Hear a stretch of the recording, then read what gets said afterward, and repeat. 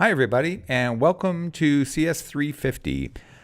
In this class, we're going to be building data-driven web apps, and the process we're going to be using to build these data-driven web apps is I'm trying to make as closely as possible match how people in the real world, especially in the startup communities, what process they use to develop these web apps. And here's what I mean. For the most part, if you get a job at a startup, they don't care what's your development environment, right? That's your responsibility. So it's your choice, really, how you're going to develop your app.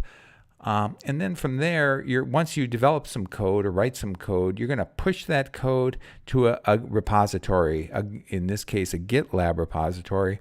We're using GitLab, or that's the suggestion I'm giving here, because it allows for private repositories. GitHub, in contrast, doesn't. So I kind of like that private aspect of it, so that's why I'm recommending GitLab. So you have your code here, you develop it locally, push your code off to this repository in the cloud here. Now up here, as if I can get my cursor up that high, we have a virtual machine that we're going to build on some service like Amazon AWS, DigitalOcean, or Google Cloud. You can use whatever you like. So here you have lots of choices here. I am going to show you how to use Google Cloud. So that's what there'll be a video about that. But again, you're free to use whatever you would like. Once you put your code up there, you pull the code from the repository up to your virtual machine and start it. It's going to create a server here, and people can see your web application regardless of where they are. So even though it's just a classroom setting here, we're using anyone, anywhere, from your parents sitting in Milwaukee, Wisconsin, or your grandparents or whatever, to my wife sitting in New Mexico. Everyone can see your website. So let me go down to this part. It's absolutely your choice, and the words mean exactly what they mean. I don't care what you use as a development environment. If you have problems with your development environment, those are your problems. I can help with some of these, but I'm not going to be an expert in every possibility that people are using. So you could use your own laptop. A lot of times I don't use that. I see there's some problems, as I'll point out, but a lot of people I know use laptops directly, like run their code natively on the laptop, and that works perfectly fine. That's not a problem. You can do that. For many years in the class, we've been using Cloud9. It's a web-based IDE. In fact, we haven't been using this. The VM on Google here is a brand new thing. Before, we've been doing it on Cloud9. And the reason I switched from everything in Cloud9 to this Google one is that Cloud9 is kind of means nothing on a resume. I mean, it's fine that you did it, but it's not a big promoter or big thing on your resume. Whereas knowing stuff about how virtual machines are built and serving stuff up on something like Google Cloud or Amazon is a big thing. And again, I just want to give as much choice as possible here. It mirrors mostly the real world rather than forcing everyone to use one solution. Although there is a video on Cloud9 that's in this series, and you're free to use it. It works really quite well. Vagrant's another option I use off and on, and that's the topic of this video. And as I'll show you, there are some benefits to using Vagrant. But again, back to these words, it's your choice. It's your choice here in the development environment. It's your choice here on what machine, where you're hosting your virtual machine. So I'm just trying to give people to learn some basics here that are useful in jobs, but not restrict people in what they're doing. All right, so let's get started here and talk a little bit, move a little bit about this on the Vagrant angle. If I can get there, sorry, my problem. Okay, so Vagrant is at vagrantup.com, and here I just switched to this page of why we would consider using Vagrant. And you can see why they're promoting it. It's easy to configure, reproducible. And here is kind of the key thing for me, and why I sort of like it, is that if you're a developer, Vagrant will isolate dependencies and their configuration within a single, disposable, consistent environment. And that's kind of the key thing. So let me just bring up my terminal here. This is running locally on my Mac. And if I execute Python, I have a certain specific Python I use when I work outside of the university, when I do some contracting work, and that's this version of Python related to Anaconda. And it's not the version of Python that comes with the Mac. And if I develop on here my Python applications, may not totally be identical to that if I'm building a web application for a service. Or if I install things that I need to build web apps, it may interfere with other things. So what I'm going to be doing is sort of what people call sandboxing. So only the stuff for 350, I'm going to sandbox. They're going to be completely independent. And they're not changing anything except within the sandbox. So they're not screwing up anything about my laptop. And if I do something wrong or screwy, or if I'm done with the class, I can just destroy, as they say, it's disposable. I can just destroy that virtual machine, and my laptop is as it was before I even started the class. So that's kind of a good thing about Vagrant. There's no wackinesses because I installed stuff before, like this specific Python. Maybe that's screwing up my Flask or what I'm trying to run now in my web development for my 350 class. And so things vary from laptop to laptop. This gives a much more consistent view of things. So it's kind of why maybe I'm not making myself as totally clear as I could be, but it's a really big plus in just knowing that, we have a consistent environment here. So that's a big thing about Vagrant. And what Vagrant is, it runs what's called a headless virtual machine, a headless VM. So when you use something like VirtualBox, which Vagrant requires, it's actually running VirtualBox. VirtualBox, you see the whole GUI of, if you're running Linux, you see the GUI of Linux, right? You can move icons around just like you do in Windows. Headless means you don't get that at all. You interface the machine by SSH through a terminal. So it's kind of a little bit more lightweight. It doesn't have those GUI interfaces, so that's what it means by headless. So as I said, Vagrant requires something like VirtualBox. It uses other virtual machines too, but VirtualBox is free. And I'll let you guys go ahead. If you want to use this method, go ahead and download it and install it, since it does vary by machine.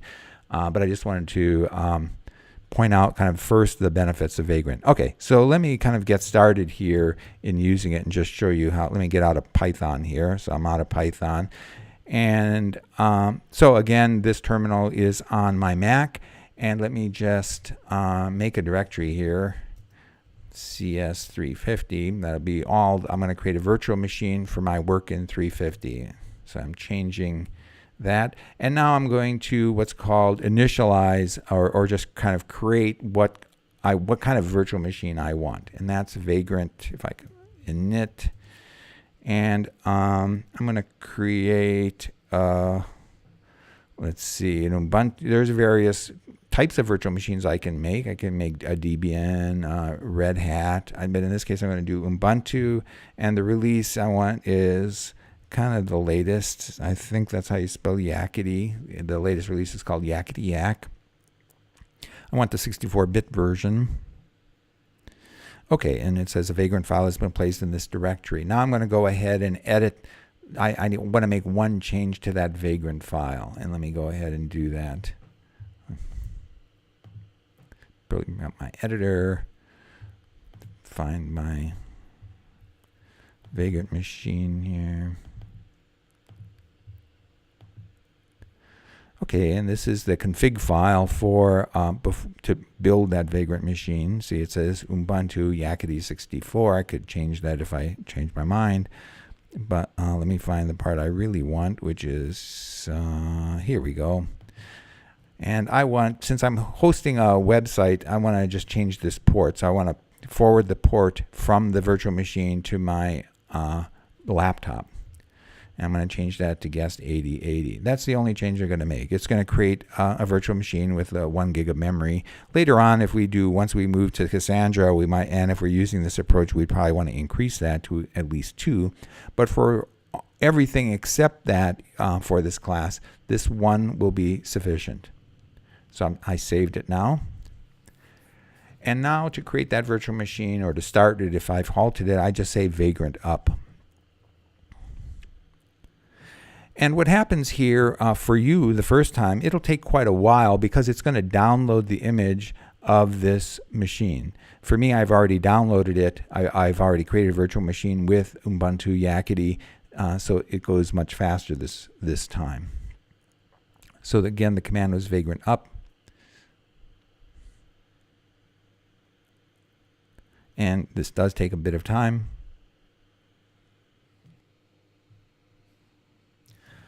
Okay, and now it's built that virtual machine, and that virtual machine is running.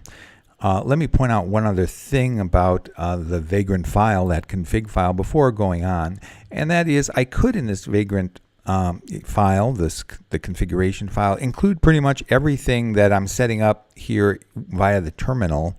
So this Vagrant file, the Vagrant itself is a fairly powerful thing. You can just give people this one short, small file, and it can build a fairly complex machine that would have all the software you'd want. But instead of that, I'm going to do things directly on the terminal just because it's a little more useful skill to know. So you could do everything in Vagrant, and there's a lot of reasons why you'd want to, but just for learning purposes, I'm going to be doing stuff right in the shell.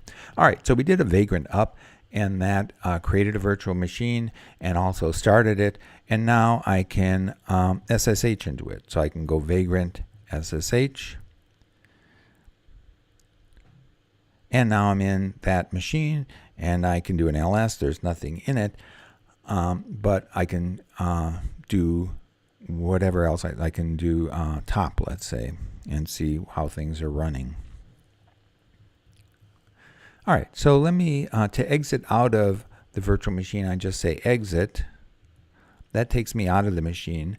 So I've showed you Vagrant init, which creates the initial Vagrant configuration file called the Vagrant file.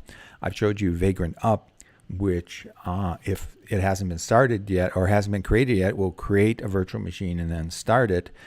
And I've shown you Vagrant SSH, and you can also halt the machine by doing Vagrant halt.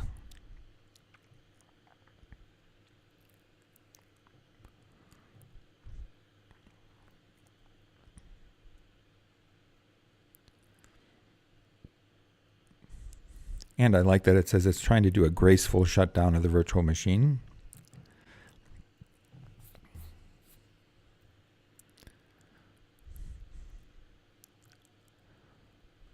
And it halted it, hopefully.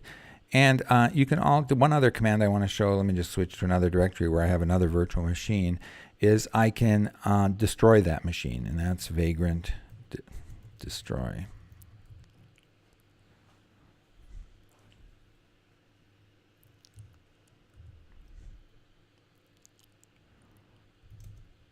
Go back to CS350. And now to start that machine that I halted, I can just do Vagrant up.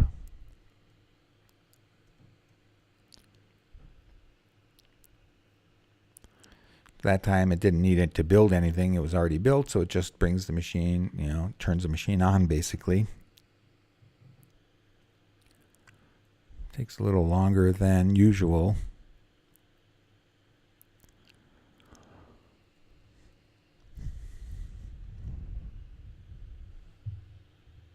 Make it bigger while I'm waiting.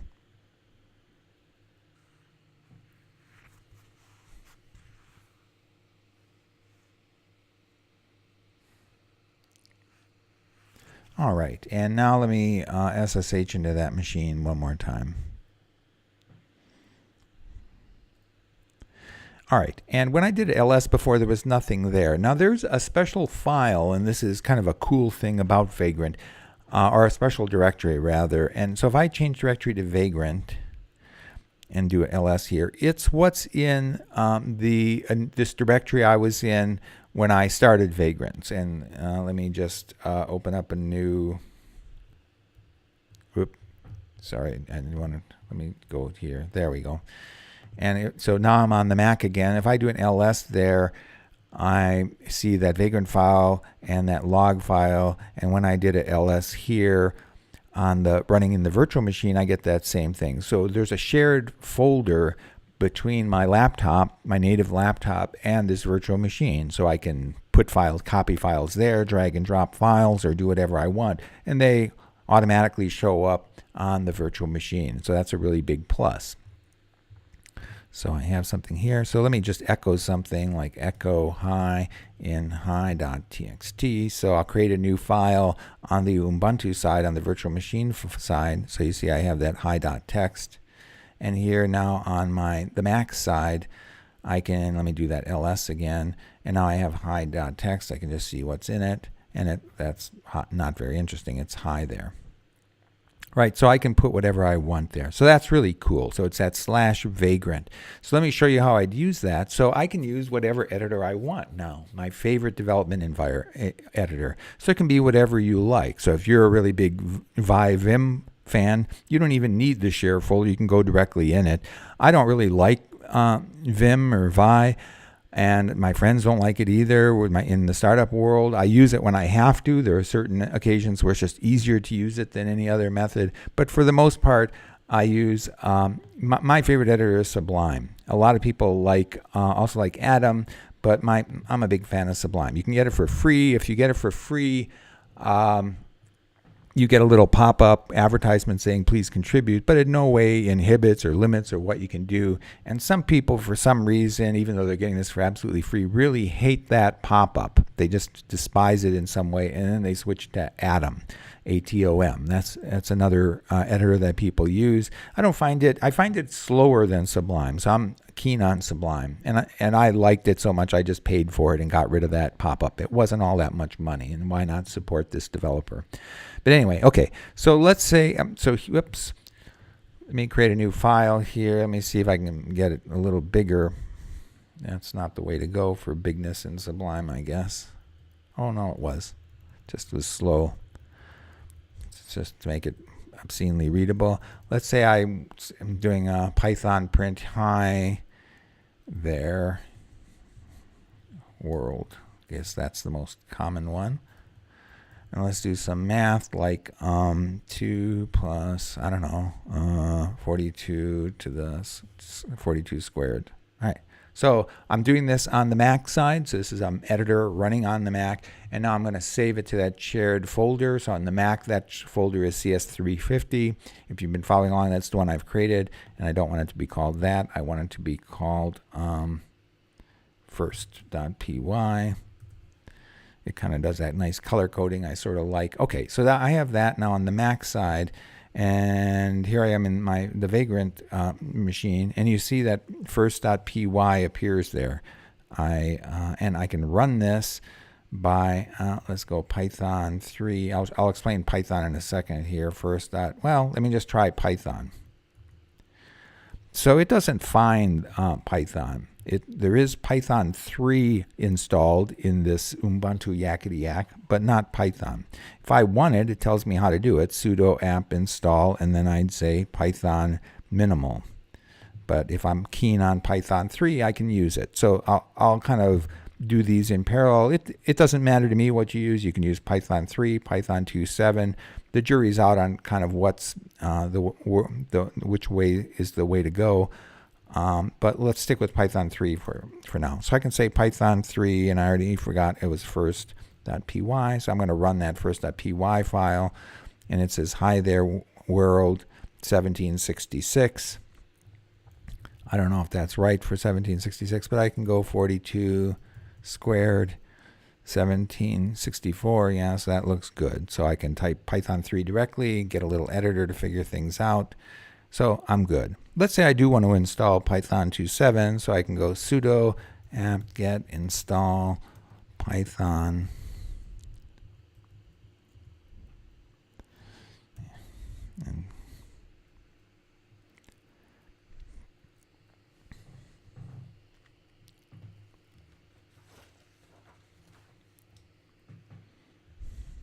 All right, so now I should be able to say Python, I have 2.7. So I have whatever options I want, 2.7 or Python 3.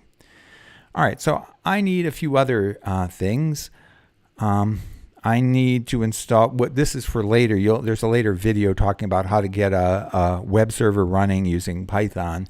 But I just want to show you in Vagrant how this works. In the Cloud9 video, it'll show you, so you'll get plenty of instruction on this. So I'm going to install one more thing.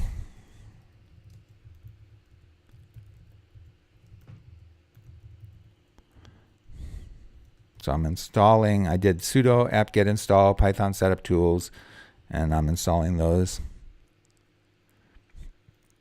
All right, and now let's do it both for Python 3 and this Python 2.7. So Python 3 already had the setup tool, so I just installed it for Python 2.7, the one we installed. And what I want to do is sudo easy install Flask, which is the, will be explained in another video. Let's just keep it simple, as well as Markdown. So that just installs a few Python libraries that we'll be using in the class. We're going to be using more than this, but these are the ones that will help us get started. And let me do the same for Python 3, the one that was installed. So we'll have our options here.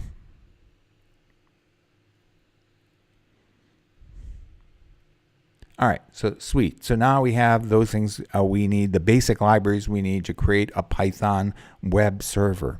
So that's sweet. So let me give you an example of how this works. And this will be explained in another video, so I'm not going to go through line by line of the code to tell you how it works. I just want to illustrate kind of how to use Vagrant and some parts of it that you need.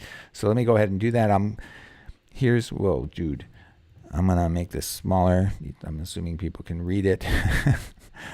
All right, let's keep it at this. All right, so here is a little, the most basic file. This in another video of the Flask intro, this is explained in more detail, but I'm just going to use this one. And I'm going to save it to that directory that we've been talking about. So I've created the CS350, and I'm going to call it first server, let's say. Or I'll just call it my server. Let me just, because I want to illustrate something else here. My server.py. And here, as you can see, I'm running it on port 8080. That's why I changed that Vagrant file to get that port open and running.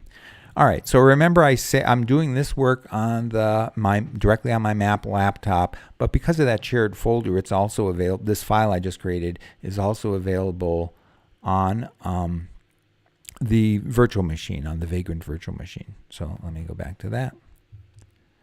All right, and let me just make sure that's true. I called it my server. The other thing, I think this is covered a lot in the Linux course that you take, the basics of Linux. But if I want to execute something, like let's say I want to execute, let's stick with just Python 2.7 for now, and I want to execute this my server. So what I did it too fast. I can start the word, and especially if it's long, it's really a pain to type. Like if I wanted to type Ubuntu Yakety 16 thing, what I do, I keep doing it, is I hit tab. When I get to, a few letters in, I just hit tab. It finishes it for me. So if I had another,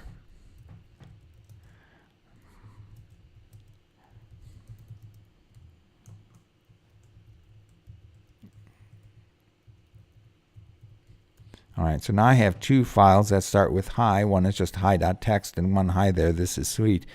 And obviously then if I want to see what's in it, hi, won't do it, but it'll tell me what the continuation.